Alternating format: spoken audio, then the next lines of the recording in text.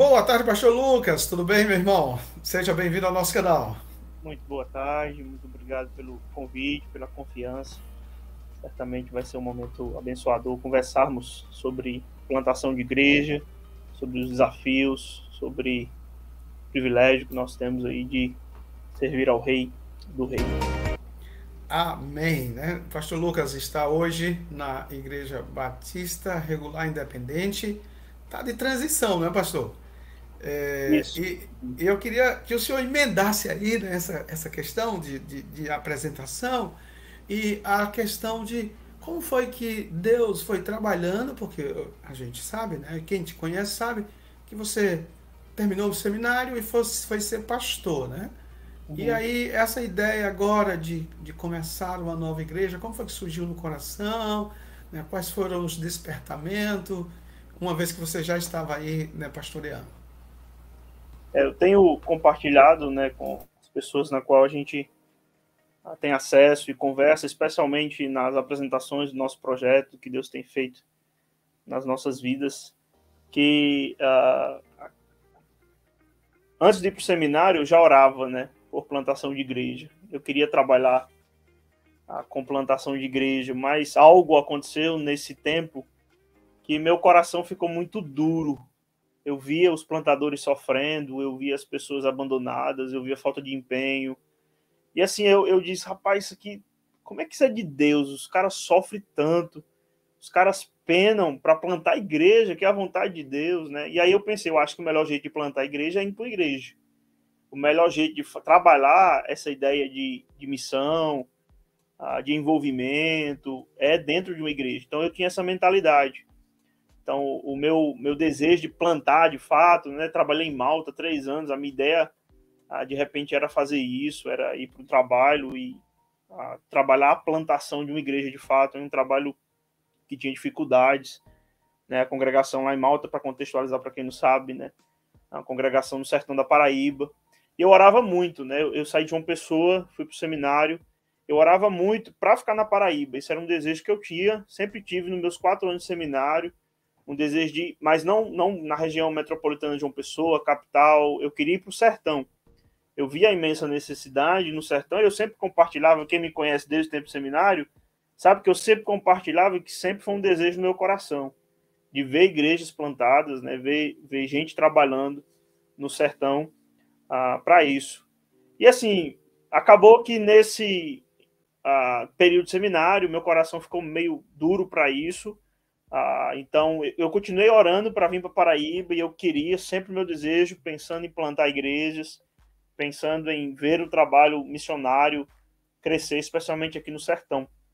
Cheguei na Independente, me fizeram o convite, a Deus direcionou todas as coisas de forma assim, da forma que só Deus faz.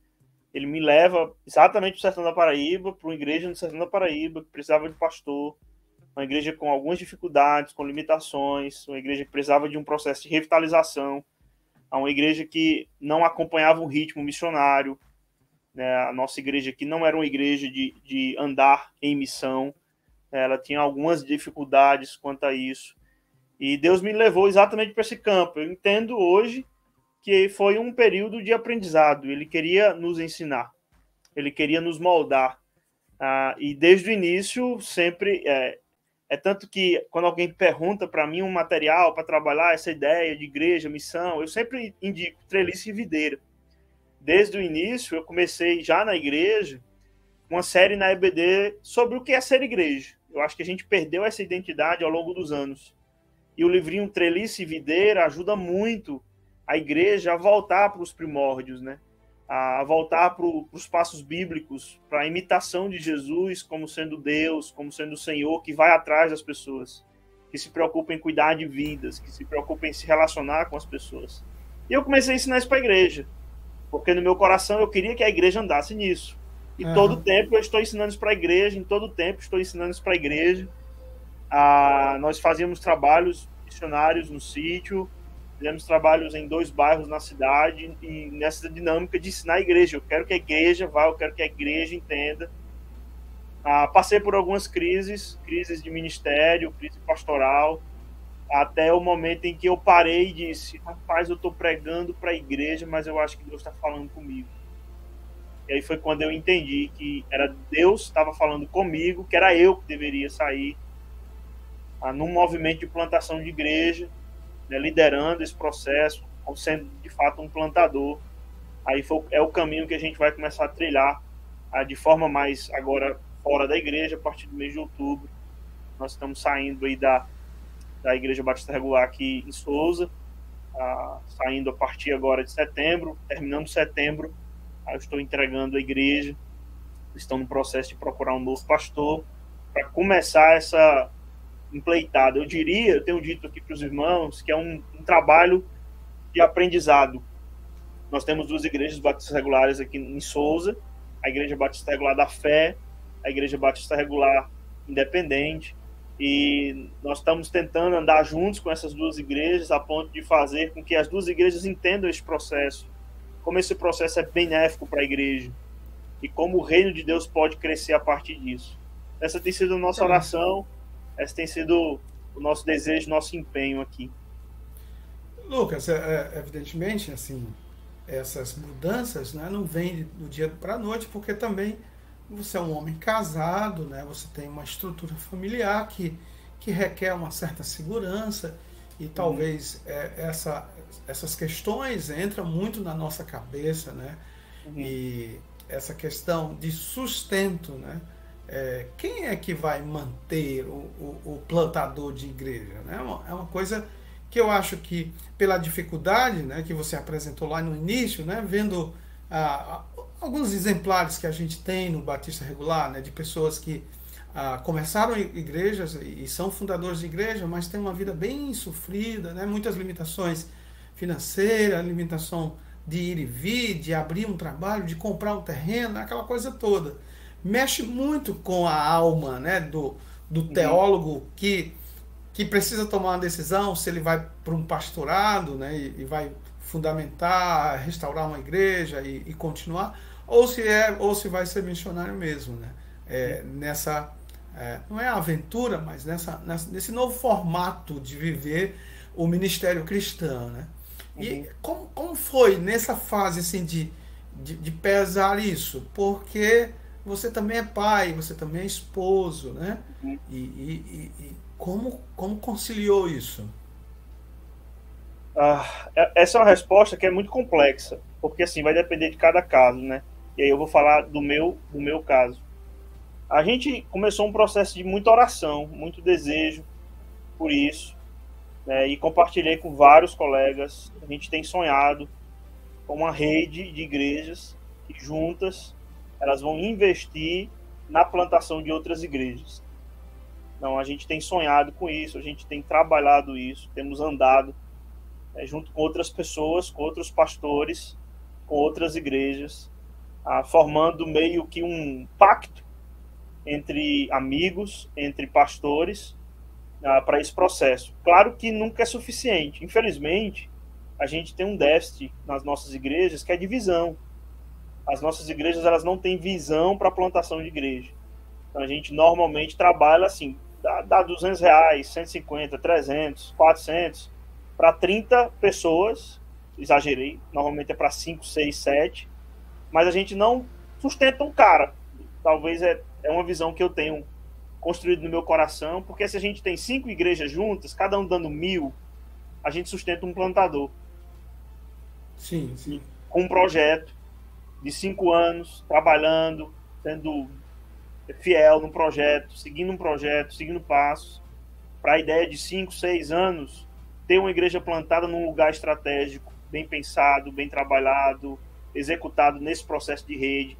Acho que é tudo planejamento. A gente não trabalha com planejamento, a gente trabalha com muito coração. A gente trabalha com, eu quero que isso aconteça, e a gente vai na marra.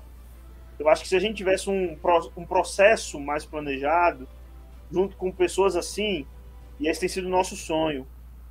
Talvez você pergunte, você tem isso hoje? Não tenho isso hoje. Esse tem sido o nosso sonho. O que é que nós temos hoje? Nós temos hoje a Igreja Batista Regular da Fé, aqui em Souza, que vai nos adotar como plantador. Já temos eles no processo como plantador da igreja, e junto com a igreja ela conseguiu um parceiro que está nos apoiando com praticamente a metade do nosso sustento. Então, hoje a gente já tem esse valor por causa, né, desse parceiro que nós já temos. Tá? E louvado seja Deus por isso. Então, no meu caso, a gente tem trabalhado junto com o pastor Marcel, né, que é aqui da Igreja da Fé, esse processo, e aí, como todos os outros, como aquilo que é tradicional, levantando recursos a partir de outros parceiros, na nossa visão, que é a visão de missionário, né? Cada um dá um pouquinho para cada um, e a gente vai tentando. Então, tanto que se a gente olha para a nossa Paraíba, o pastor Valdir que está aqui de volta, você não tem um movimento desse, um grupo juntos, uma rede, e está pensando em plantação de igreja, está sustentando um plantador. A gente tem várias igrejas que poderiam estar fazendo isso, sustentando um plantador na região metropolitana, sustentando um plantador na região do Campina Grande, sustentando um plantador na região do Sertão. Dava para todas as igrejas juntas fazerem isso no processo de rede, de visão, porque a gente está pensando no reino, mas a gente tem essa dificuldade, essa é uma dificuldade real, a gente acaba mandando pedaços para quem nós achamos que devemos mandar. Então, no meu caso, é esse processo. Hoje, a Igreja da Fé, junto com outros parceiros, eu tenho alguns parceiros, graças a Deus, e aí está chegando conosco no levantar do nosso sustento. Então, talvez dentro do link aí, desafios, esse seria um dos desafios, né? Que o missionário seja sustentado, né, por uma rede, né? Na Bahia, a gente ensaiou lá umas, que a gente chamou de concessionária, né? De um ajuntamento de 2, 3 igrejas para a gente mandar, nesse mesmo formato aí, missionários ou plantadores de igrejas para determinadas regiões. Mas a gente sempre tem a dificuldade, né? Por causa do modelo que nós temos seguido há muitos anos, né? Que é esse modelo de ajudar um missionário, né? Vários missionários ao mesmo tempo. E eu não sei se precisa ser quebrado esse, né? Mas eu acho que um foco maior também dirigiria, né? Iria dirigir os recursos de maneira mais objetiva, né? Aquela questão do planejamento e até mesmo do fato da prestação de contas, né? Que a gente tem uma coisa muito defasada no meio missionário, né? A gente envia dinheiro, envia, recebe uma cartinha, mas a gente não está junto, a gente não compartilha, a gente tem informação, mas a gente não tem relacionamento. Eu acho que é algo que a gente falta muito no meio. Estou falando do meio que eu conheço, né? Do meio batista regular. E eu fui pastor por quase 30 anos de uma igreja, de igrejas batistas regulares, e eu acho que esse é o relacionamento. Então, pensando em sustento, você já apresentou aí, e a fórmula de driblar esse desafio é essa união de igrejas, de parcerias, né? Que foi a palavra que você usou. Quais são outros desafios, Lucas, agora para se começar um trabalho? Quando a gente não precisa muitos não, né? A gente não tem tempo para dizer todos. O maior desafio tem a ver com modelo, né? A gente tem modelo de plantação hoje que é um modelo de cópia. A gente pega uma igreja e quer copiar ela em outra cidade, em outra região, em outro contexto. Então, assim, o modelo de igreja, pensando aí, por exemplo, em João Pessoa, que você plantar no bairro do Intermares, do Bessa, ela tem que ser diferente de um modelo de igreja que você vai plantar num bairro periférico. Não é a mesma coisa. Valentina, né? Valentina, Valentina. Né? Nesses bairros mais Cidade Verde. Você vai para Cidade Verde plantar uma igreja. Não adianta você plantar uma igreja no Cidade Verde como se você fosse plantar uma igreja no Bessa. Eu acho que a gente não consegue entender essa diferença de modelo, que é a dificuldade de contextualizar. Nós temos essa grande dificuldade de entender a região, de fazer leitura. Então, exagerando ainda mais, é diferente você plantar uma igreja em João Pessoa e plantar uma igreja em Malta, e plantar uma igreja em Pombal, e plantar uma igreja no Sertão, em cidades pequenas.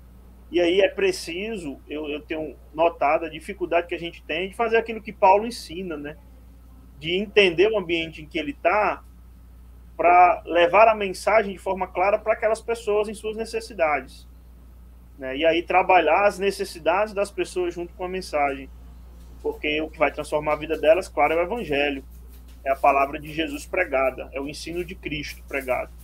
Então, quando Jesus ia trabalhar com os fariseus, ele ia tratar de questões religiosas, da fé deles, os problemas que eles tinham.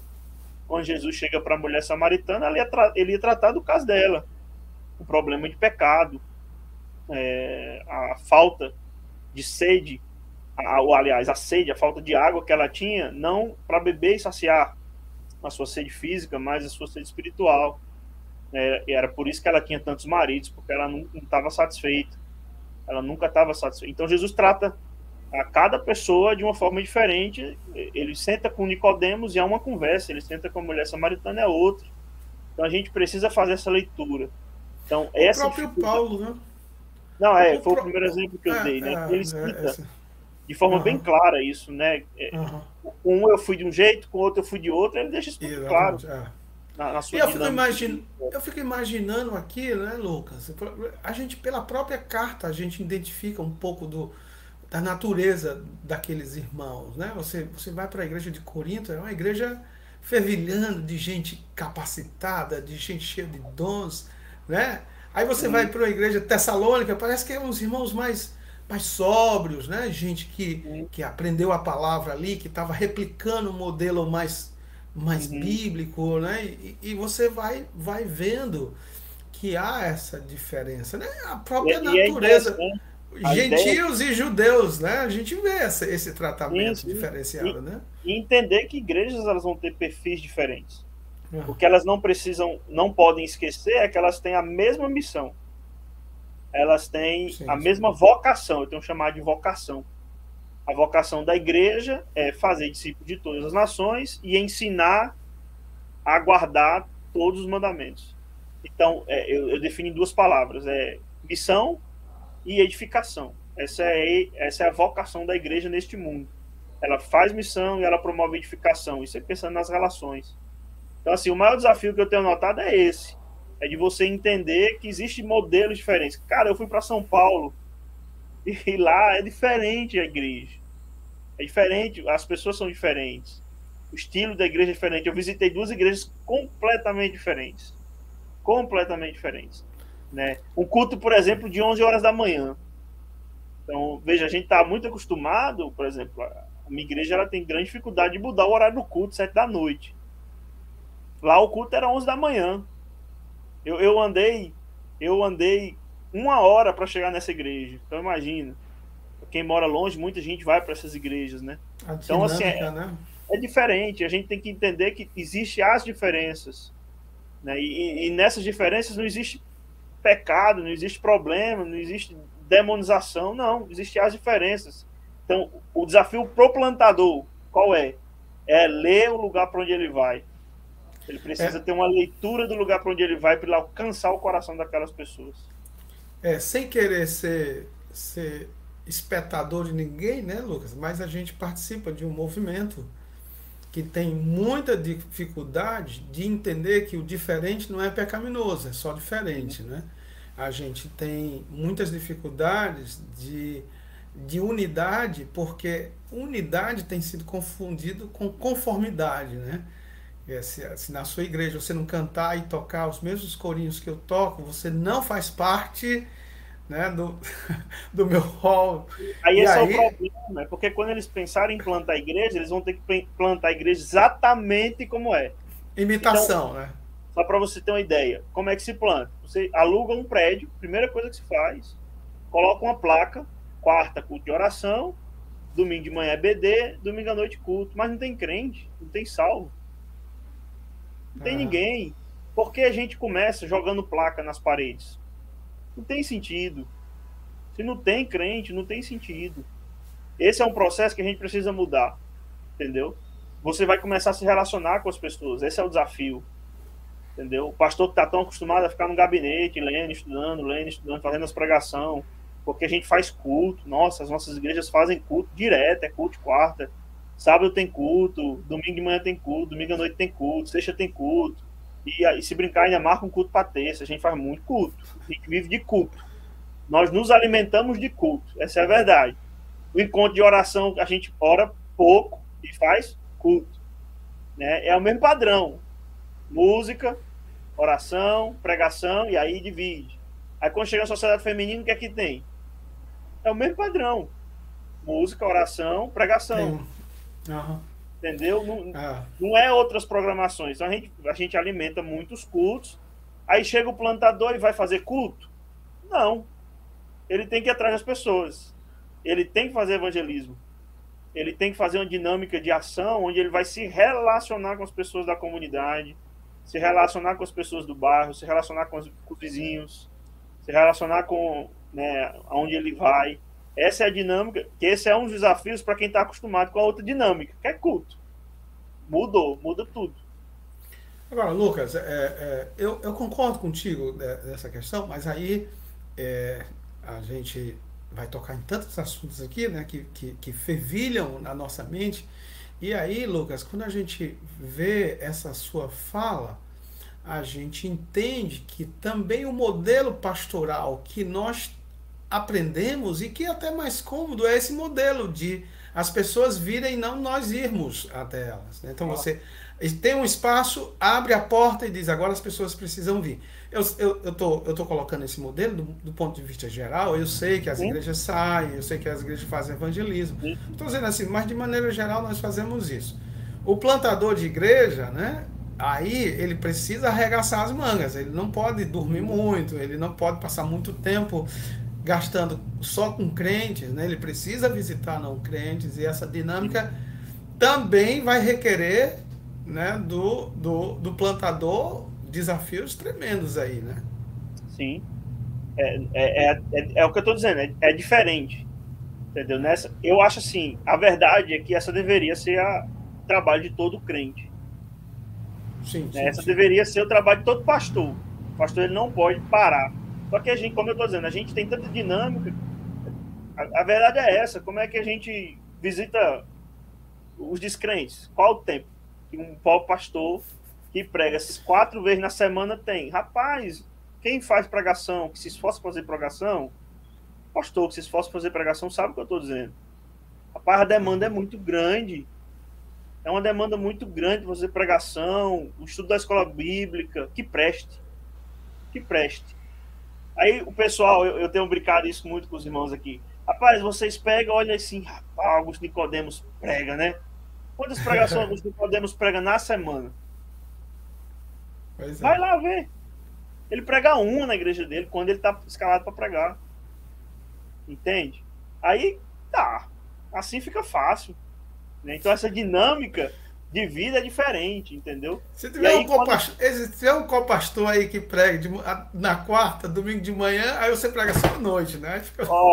já facilita, né? Já facilita, aí vai ficar fácil, né, meus irmãos? Mas essa dinâmica de poder visitar, de sair, de estar com as pessoas, de cuidar, é uma dinâmica extremamente necessária para o pastor e para a vida da igreja. Talvez a gente precisasse resgatar isso, né? Exatamente. Então, a gente falou aqui, por exemplo, do desafio da própria estrutura mental do pastor, né, que quer agora ser plantador. Ele precisa passar por essas mudanças, e no seu caso vieram também com decepções, né, dos modelos que você via e que estava assistindo e que inclusive praticou enquanto pastor. Sim, né? sim. Tem o desafio do sustento, que a gente falou, o sustento também, que é algo que às vezes atemoriza, rapaz, como é que eu vou sustentar a minha família? Né? Eu tenho mulher e filhos, como é que vai ser isso? E Deus, pela sua graça e misericórdia, você disse que já sanou aí, né? E já superou esse desafio. Tem o desafio dos modelos do modelo que está tanto no coração da igreja, está bem petrificado, e a gente fala aqui de um contexto que nós conhecemos, o Batista Regular, mas também no coração do pastor esse desafio. Vamos para o último desafio aí, que é... Agora vamos pensar que a gente superou tudo isso e agora a gente vai colocar a mão na massa. A gente vai, pronto. Agora a gente tem sustento, a cabeça está boa, a igreja está entendendo e a gente vai para o campo, literalmente. Quais são esses desafios, Lucas? Eu acho que o maior desafio nessa parte, que eu diria que é um processo, né? E essa é a fase, de fato, do vamos lá. Primeiro, escolher o campo de forma estratégica. Eu acho que a gente ainda não está entendendo isso. Porque eu entendo que existem lugares que são excelentes para evangelização, mas existem lugares que são estratégicos para plantação. Então, escolher o lugar certo para a plantação de igreja. Eu falo isso porque, assim, eu conheço gente que está no campo há não sei quantos anos plantando igreja. Sabe? Tem trabalhos sendo sustentados há 20, 25 anos. Congregações. Que parecem vão ser eternas congregações. Então, Até a volta de Cristo. Tem que haver uma identificação aí. O que é que está acontecendo? Porque não é igreja ainda. Porque esse tempo todo nós não somos igreja. O que é que está faltando? Então, acho que falta pensar nesse ponto mais estratégico, intencional. O que é que está acontecendo? Aí, segundo, como é que eu vou dizer isso? É não ter pressa quando você vai começar. Não tem pressa para alugar prédio, para construir. Rapaz, a gente tem começado construindo. A gente, sabe, eu fico pensando, os caras investem pesado em construções, 100, 200 mil de uma vez, sem ter ninguém. Com 200 mil, você sustenta um plantador por 4 anos ou mais. Então, sem pressa para a construção. Eu acho que esse é um processo que a gente precisa entender, né? Toda cidade tem um espaço que dá para alugar. Toda cidade tem um espaço que de repente você consegue até cedido, sei lá. Por exemplo, hoje a gente está trabalhando numa escola municipal. Graças a Deus, a diretora nos entregou a chave daquela escola e tem nos permitido trabalhar lá. A gente tem feito trabalhos lá. O ensino com crianças tem sido dedicado nesse colégio, aqui no bairro, né? Nós não temos pago nada. Tem ar-condicionado em todas as salas. Não estamos pagando nada. Estamos usando a estrutura. Então, Deus abriu essa porta, Deus tem mantido essa porta. Então, Deus, se Ele quer um trabalho no lugar onde Ele está pensando, está colocando no nosso coração, Ele vai providenciar as coisas. Então, às vezes a gente pega, constrói um prédio de cara e dá de presente, sabe? Não nasce no coração de uma igreja que de fato nasceu, que está vivenciando.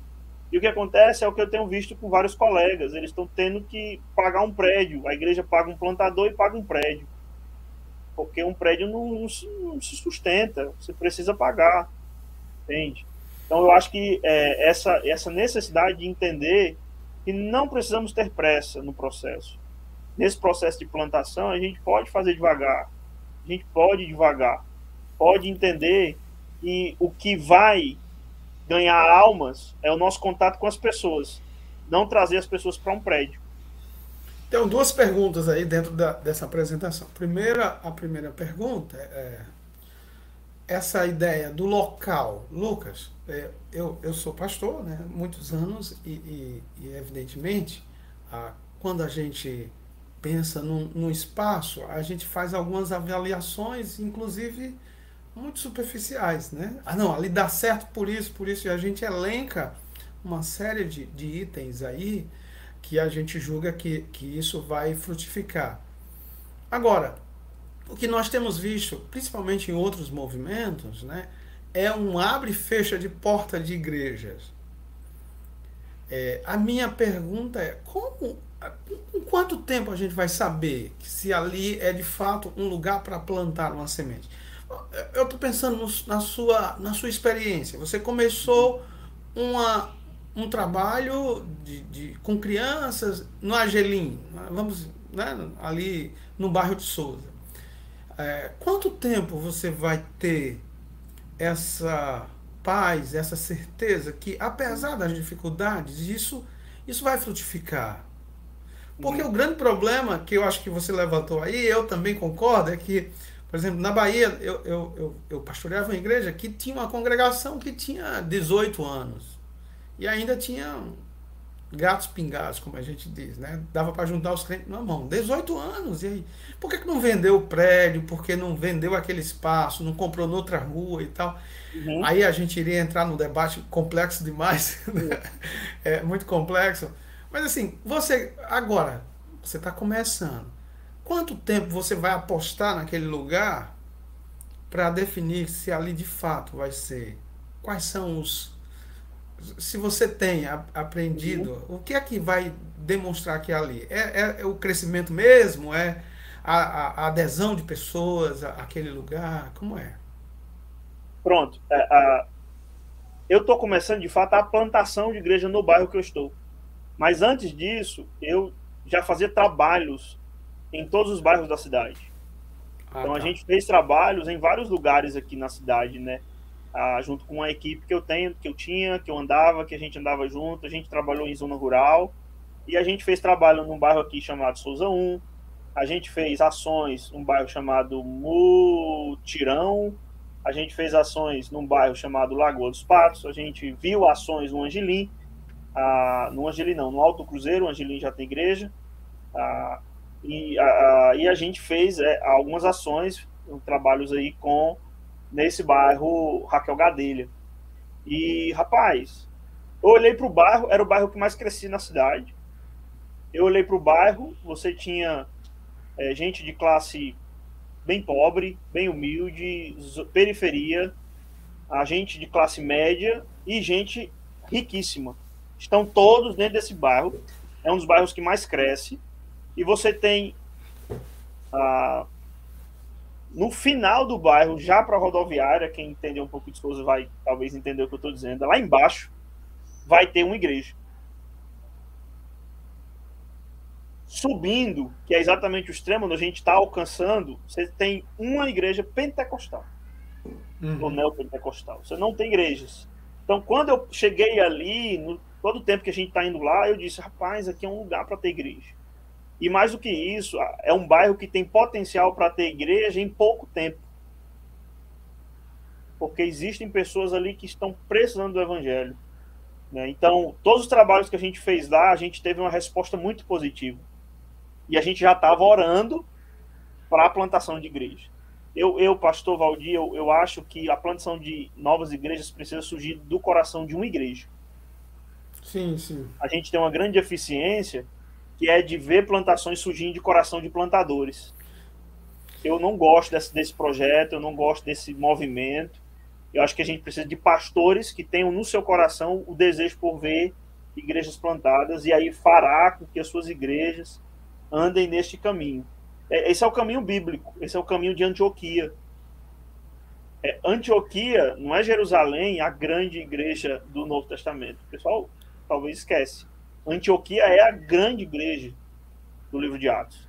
É de Antioquia que surgiu o movimento de maior plantação de igrejas a partir do apóstolo Paulo. O cara é o plantador, mas ele tem uma igreja, Antioquia. Então Mas precisa ela surgir é. E ela é do coração fruto, da na igreja. verdade, ela é fruto Não, de gente que está andando, né? Enquanto anda, prega, né? Também, ela já eu acho, nasce, ela já é, eu nasce acho, do coração. eu acho que essa natureza a gente perdeu, né? Sim, sim. Assim, nós somos andantes, andarilhos. E enquanto a gente anda, a gente prega. Inclusive lá em Mateus a ideia não é ide, né? É indo. A ordem lá, né? Não é, a ordem não é ide, é enquanto vocês vão, vocês devem pregar, né? E a Isso. ideia aí, e Antioquia de fato é assim. Agora, Lucas, a outra pergunta, sim, você já falou aí, né? Você tem que Uhum, fazer essa leitura populacional, você tem que fazer uhum, essa leitura social, né? Que obrigatoriamente você precisa entender com quem você vai trabalhar e quais os aspectos dessa igreja vai se formar ali. A outra questão é, você falou de não ter pressa. A pergunta que é uma pergunta complexa demais, porque a gente sabe e a gente trabalha com a soberania de Deus, mas a gente uhum, não pode usar a soberania de Deus como desculpa para os nossos planos e nossos projetos. É a sim. questão: quanto tempo uma igreja deve investir num lugar, né, numa plantação de igreja, e esperar que ela se torne independente. É, Tem, eu eu tô. fiz aquele curso, né, que você também fez, né? Os caras É, mandam ali. Agora, é claro que eles têm realidades diferentes da nossa, né? E claro, e a gente tem que fazer uma leitura boa e adaptar aquilo que a gente entende também como a vontade de Deus e soberania de Deus. No seu caso aí, Lucas, qual é o tempo que você pensa nessa questão de fundação de igreja? a pergunta no meu caso. Então, no meu caso, pastor, a gente tem trabalhado em cima de um prazo de 5 anos. 5 anos, né? Eu tenho falado para os meus parceiros que esse é o nosso, nós queremos nos comprometer com eles que em 5 anos a igreja resgatar vai estar num plano de plantar outra igreja. Tem sido esse o nosso Amém. sonho, Louvado nosso seja Deus. desejo. Esperamos que Deus E esteja claro, abençoando. é porque quando eu falo isso, muita gente diz, cara, isso é muita arrogância. O trabalho é de Deus. E a gente não nega isso, gente. A gente não Aham. nega isso. Só que a gente quer fazer um compromisso sério. Pessoal, se vocês olharem, tentem estudar, a gente não tem tempo para escorrer isso, mas tentem estudar o tempo que Paulo passava em cada cidade. O tempo que Paulo dedicava na plantação de igreja. Éfeso Rapaz, foi uns 3 anos e pouco, né? eu tenho falado, Imagina. eu tenho falado para as pessoas que Deus quer igrejas plantadas. Sim, sim. Está no coração de Deus. E se Deus quer igrejas plantadas, ele só precisa usar as pessoas para isso.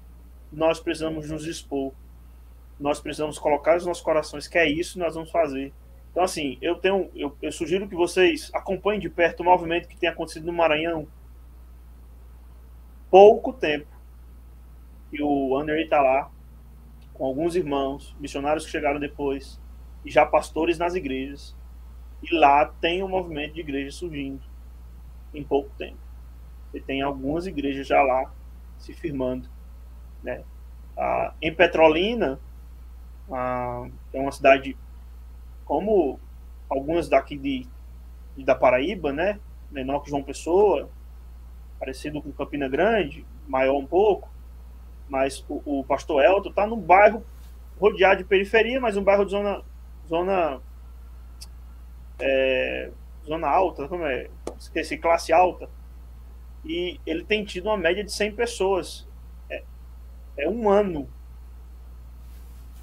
de trabalho, mais 8 meses de culto. Começou há 8 meses o primeiro culto. E ele tem tido média de 100 pessoas. 115 pessoas o último culto. Então, o que é que está dando errado? Por que nós não estamos plantando? Eu acho, pastor, que a gente está esperando as pessoas virem para o prédio. Isso aconteceu. Eu não estou dizendo que isso aí... Há 15 anos isso aconteceu. Você abria as portas do prédio e as pessoas iam, porque elas queriam ouvir sobre Jesus e sobre igreja.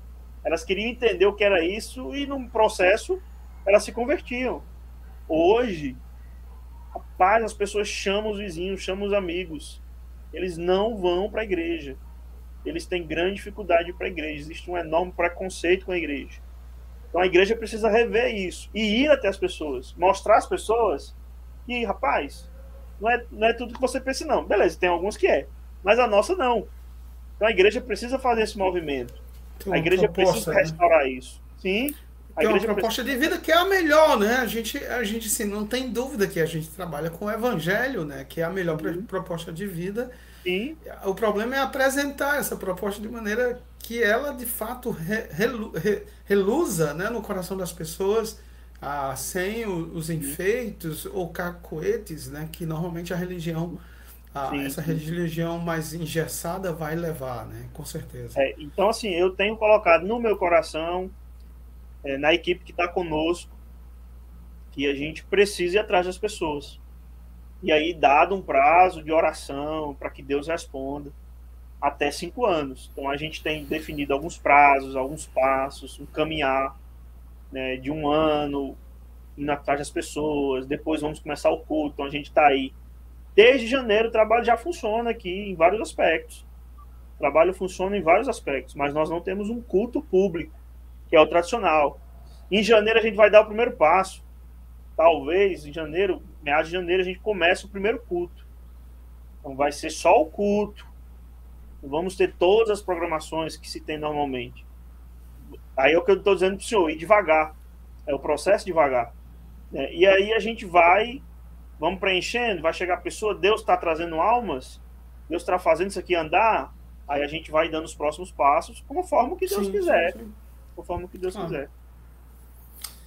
Muito bem. Lucas, obrigado, rapaz. Olha, já falamos de desafio e como suplantar, inclusive a gente está fazendo tudo misturado, né? Sim, sim. Um caldeirão aí de coisas. Vamos reservar esses últimos 10 minutinhos aí, aliás, 3, né? Mas vamos estender para 10. O privilégio, Lucas, de começar um novo trabalho, cara. Eu já li muito sobre isso, né? Fiz inclusive esse curso que você fez, missiologia. Os privilégios que para o pastor, né? Para a igreja que envia esse plantador. Vamos falar sobre algumas coisas dessas aí.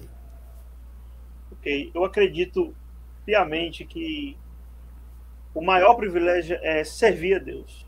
Não tem privilégio maior. É entender, de fato, de forma bem clara, que nós servimos ao Deus do universo. E eu acho que igrejas que veem outras igrejas plantadas, elas começam a ser impactadas. Então, o maior privilégio que nós temos é de saber que Deus está querendo nos usar de alguma forma. Não tem coisa melhor. É muito ruim você perceber que Deus não te quer mais sendo servo dele, né? Então, eu olho para o Antigo Testamento e vejo a vida de Saul, né, apesar de como tudo começou, mas ele se tornou rei e Deus estava com ele. Sim, sim. Mas ele não ouviu a voz de Deus, ele não queria obedecer a Deus, ele queria seguir os seus próprios conselhos, ele queria seguir o seu próprio coração, né? E Deus cortou completamente a relação com Saul. É muito ruim você se ver longe de Deus, né? E dentro dessa caminhada, eu acho que todo pastor, nós precisamos voltar para um trabalho de relação com Deus mais honesto, mais sincero, mais aos pés de Jesus. Não tem privilégio maior para nós do que andar com Jesus. Não tem. Esse é o maior privilégio. É saber. Rapaz, Jesus termina a grande comissão dizendo: Eu estarei convosco todos os dias. Cara, tem privilégio. Você vai estar dentro de uma grande comissão, cumprindo uma missão que é a sua vocação, a vocação da igreja, que é cuidar de pessoas proclamando o evangelho e cuidar de pessoas promovendo a edificação para a glória de Cristo, nesse processo que não é fácil, nesse processo que é extremamente doloroso. É só ler o livro de 2 Timóteo, ver a vida de Paulo em 2 Coríntios, você vai sentir como o processo é doloroso. Um cara que olha e diz: eu estou abatido, mas não estou destruído. Porque ele entendeu que o grande privilégio é o da relação com Cristo. Porque é a relação com Cristo que nos dá a graça. A graça que Cristo fala para Paulo que vai sustentá-lo durante todo o tempo. Então, às vezes pode faltar recurso para o plantador, mas nunca vai faltar a graça. Nunca vai faltar a relação com Cristo. E é nesse entendimento que nós precisamos revigorar as nossas vidas, sabendo que Ele vai cuidar de nós em todo o tempo. Então, assim, o maior privilégio, pastor Valdir, é saber que a gente está dentro do plano, do propósito de Jesus. E com isso a gente vai estar seguindo a Ele, vai estar obedecendo a Ele, vai estar fazendo a vontade dEle. E é um grande privilégio saber que nós somos considerados dignos de dar as nossas vidas pelo Evangelho. Esse é um privilégio. Aí a gente poderia falar de privilégios mais humanos, a gente poderia falar de privilégios mais... Rapaz, é incrível ver o poder da oração. Tem sido incrível. Porque quando a gente dinamiza o nosso ministério só para o gabinete, às vezes a gente perde algumas coisas que Deus fazia com a gente lá no seminário, voltando lá para trás. Eu tenho experimentado um Deus que cuida, né? Um Deus que faz grandes coisas. A gente está orando aqui por um equipamento de som e eu quero comprar o melhor equipamento de som que eu puder, pastor. Porque eu quero oferecer o melhor que eu puder. E, cara, sabe quanto é equipamento aqui básico que eu quero? 15 mil reais. Um irmão, mês passado, na verdade, me ligou dizendo que ia fazer 7 mil reais por minha conta. Me viu numa live, achou bom o projeto e iria nos ajudar com esse valor para a gente comprar a parte do material. Cara, coisa que a gente só viu no seminário. Quando a gente sai do seminário, a gente não vê mais isso. A gente virou pastor. Agora a gente... Então, assim, quando a gente entra no campo de plantação, e aí é um privilégio que eu tenho notado de novo, que eu queria viver de novo isso, porque às vezes a gente perde isso.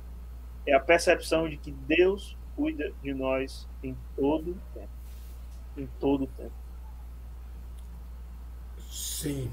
Essa dinâmica, né, da dependência diária nos coloca também numa dinâmica de relacionamento mais íntimo, né, com Deus. Ah, evidentemente, o pastor não deveria perder isso, mas uma vez que a gente tem uma casa arrumada, né, tudo certinho, a gente acaba relaxando nisso. Eu tenho vivido isso agora não mais como pastor de uma igreja, mas como pai e pastor, né, que eu estou gerenciando minha casa agora sem a atenção de uma igreja. A gente tem usufruído muito desse privilégio, né, de ver a provisão de Deus chegando. A gente ora, a gente, né, coloca nas mãos de Deus, e Deus de algumas formas, né, tem trazido sustento. Qual é o privilégio, Lucas, para a igreja que envia, né? Ou É ver, alguns? é ver a coisa acontecendo. A gente acredita, e eu tenho visto isso com várias outras igrejas, que igrejas que trabalham no processo de plantação, elas automaticamente veem Deus agindo de forma mais operosa, né? Então, eu acho que um dos principais privilégios, ao menos que eu tenho aprendido, é da igreja experimentar, viver dentro da vontade de Deus. Então, ela contribuindo com isso, ela automaticamente se torna uma igreja onde Deus vai continuar abençoando. Uma igreja que investe em missão, uma igreja que investe pesado numa plantação, ela não está perdendo dinheiro, ela está acrescentando no reino. E ela está dando dinheiro para o rei. E aí o rei vai promover bênção na vida dela. Então, eu tenho visto igrejas, pastor Valdir, que enviam 20 pessoas para uma plantação. Pegam 20 membros, enviam para uma plantação. E elas continuam trabalhando de forma fiel, e Deus manda 40, 50, 60. Ela continua crescendo, ela não para o movimento de crescimento, porque Deus continua abençoando. Essa ideia de que a igreja para de crescer com certo tempo, cara, isso não é bíblico, né? A gente poderia também tratar sobre isso em outros momentos. Com certeza. Mas a igreja bíblica é uma igreja que cresce, porque a cada dia o Senhor acrescenta mais e mais. Então Deus, ele vai fazendo isso com a igreja que entende. Então ela percebe a graça de Deus. No primeiro momento eu diria isso, e no segundo momento eu diria que ela, nessa dinâmica, ela continua sendo abençoada por Deus, ela continua recebendo de Deus as bênçãos aí no movimento de novas igrejas sendo plantadas a partir dela, né?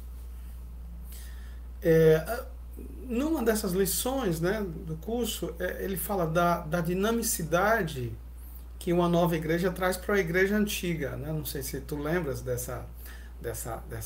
desse quesito lá, dessa aula. E tu tava falando aí, eu estava pensando o quanto é atraidor o exemplo, né? Paulo preso, ele escreve para a igreja de Filipos, e ele vai dizer que o fato dele estar passando por aquelas coisas estimulou alguns, né, a fazer a obra. E claro, a gente entende que há motivações ali erradas, né, mas a gente entende também que Paulo tinha a ideia de que eles estavam pregando o evangelho.